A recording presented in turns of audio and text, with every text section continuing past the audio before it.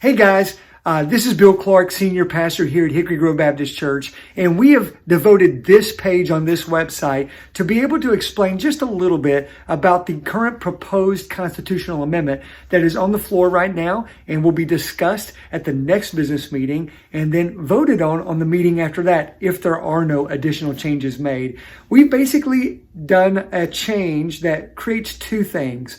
We changed one section of the Constitution that adds into the language that the preferred method for calling the next senior pastor would be through a thing called succession planning. I know that for some people that might be a foreign concept, so we've included a few links to some articles that might help explain that a little bit further. Some links from Tom Rainer's articles. Tom Rainer is the retired president of Lifeway, which is basically the big publishing arm of our denomination.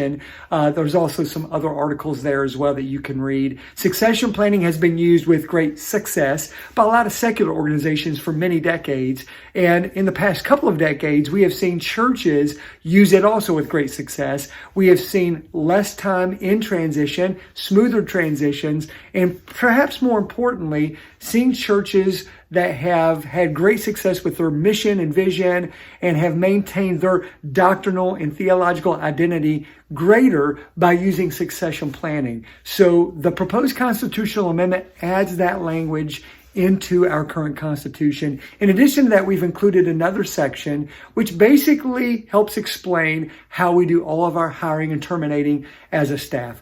The only church-wide voted position would be the senior pastor position. All the other staff would be hired or terminated by the senior pastor working in tandem with the personnel committee.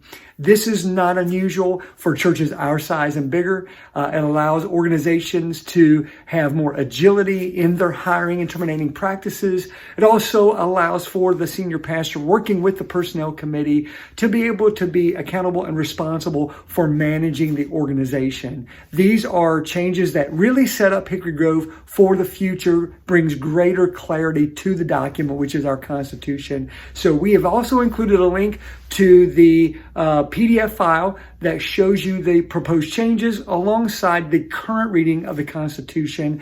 And so that is something you can also look at, download, print. And if you have any questions whatsoever about any of this, we have a special email address that you can use, constitution@hickorygrove.net. By emailing that, I would get that email. Our chairman of the Constitution Committee, Wade Napier, would get that email. We would make sure the entire committee gets that email. We'd be glad to answer any questions you have, field any concerns you have. Our doors are wide open to hear from you. We will be taking questions and offering answers for the next few months until our next business meeting, which we'll be soon promoting.